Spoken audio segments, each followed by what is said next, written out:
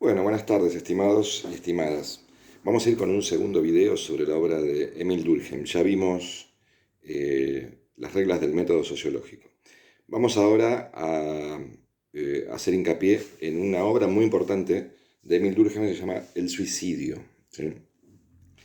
En esta obra lo importante es entender cómo Émile Durkheim eh, señala al suicidio como un hecho social. En principio uno podría pensar que no hay nada más individual que el suicidio. Sin embargo, si lo vemos atendiéndonos a la definición que hace Durkheim sobre el hecho social, vamos a entender que el suicidio, si bien se da en todas las sociedades, él no va a ir a las cuestiones psicológicas, que no las descarta, ¿sí? Él lo que dice es, si está en todas las sociedades, en mayor o menor medida, es entonces una problemática social. No vamos a tratar de indagar acerca de los aspectos causales que puede tener en cada individuo, sino en el conjunto. Para eso lo que hace es describir a las sociedades en torno a ciertas características que nosotros podríamos llamar tipos ideales. ¿Sí? ¿Qué significa tipos ideales? Esto lo va a ver después otro autor llamado Max Weber, ¿no? Pero tipos ideales sería como una especie de promedio, podríamos decir como una etiqueta que uno le pone a una sociedad o a un grupo o a algo, pensando que esto es lo que frecuentemente se da. ¿Sí? Aunque a lo mejor no se da justamente de esa manera, pero sí que hay una característica que prevalece en toda la sociedad. Durkheim hablará sobre 4 sociedades que establecen 4 formas diferentes de suicidio. Y si lo analizamos es tal cual, como él lo plantea, ¿no? Porque este hecho social, que en principio pareciera individual, se transfiere a lo que es la construcción social, ¿no? En un medio social.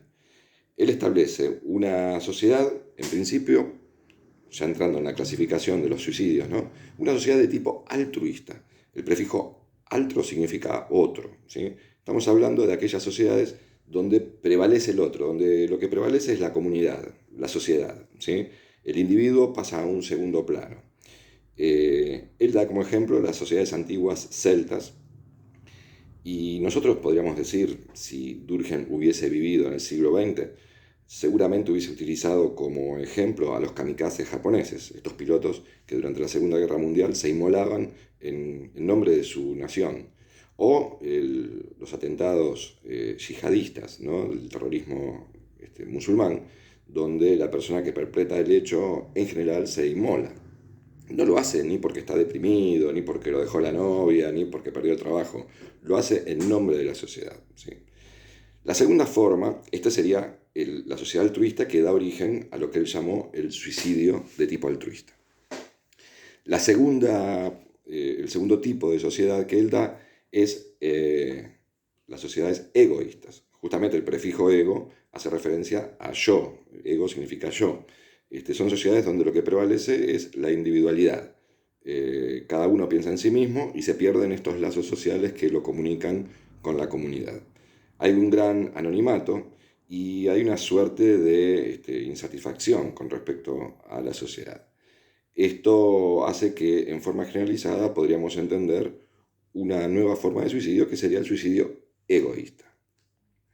En tercer lugar, para mí la forma más importante, por lo menos el concepto mejor desarrollado por Durkheim, ya vamos a ver por qué, es el tipo de sociedad anómica. La palabra anómica significa sin norma, ¿sí? En algunos casos se le establece o describe no solamente que no tiene norma, sino que tiene a veces un exceso de norma y hace que el individuo que vive en esa comunidad se sienta muy desolado, ¿sí? Exceso de norma o falta de norma, pero lo que logra es una gran insatisfacción en él. En algunos textos aparece una cuarta, que nosotros no la vamos a tener en cuenta, pero se las comento, que es las sociedades de tipo fatalista o el suicidio fatalista, que es aquel que en una situación muy extrema, como puede ser la esclavitud o una guerra, decide quitarse la vida. Esta última la vamos a desestimar, no porque no sea importante, sino porque quiero quedarme con el concepto de anomia, ¿sí? Que este es un concepto que desarrolla Durkheim, pero que después van a tomar otros investigadores y sociólogos, como por ejemplo Robert Merton, que ya lo vamos a ver, o incluso una corriente criminológica que se basa en la teoría de la anomia. Si quieren les voy a poner un ejemplo, para aquellos que vieron la película Joker, es buenísima, ¿sí? Por lo menos para un sociólogo es genial. En esa película lo que vemos es una persona que siente una gran insatisfacción con la sociedad y una sociedad que no lo alcanza, ¿sí? Que la norma no le llega, ¿sí? Asimismo lo presiona y le impone determinadas cuestiones que él no puede cumplir. En ese caso el Joker termina delinquiendo. Ahí está la corriente criminológica a la cual yo me refería. Pero en el caso que menciona Durkheim, terminaría suicidándose, ¿sí? Hay un suicidio de tipo anómico. Voy a hacer un comentario. En estas clases, y desde hace mucho tiempo que doy este tema, en todos los cuatrimestres y en varias universidades, siempre aparece alguien que me pregunta, y sé que alguien lo debe estar pensando en este momento, y no porque yo sea astrólogo, mago, ni nada de eso. Están pensando en el suicidio de Favaloro. Muchos me preguntan, profesor, ¿y el suicidio de Favaloro qué es?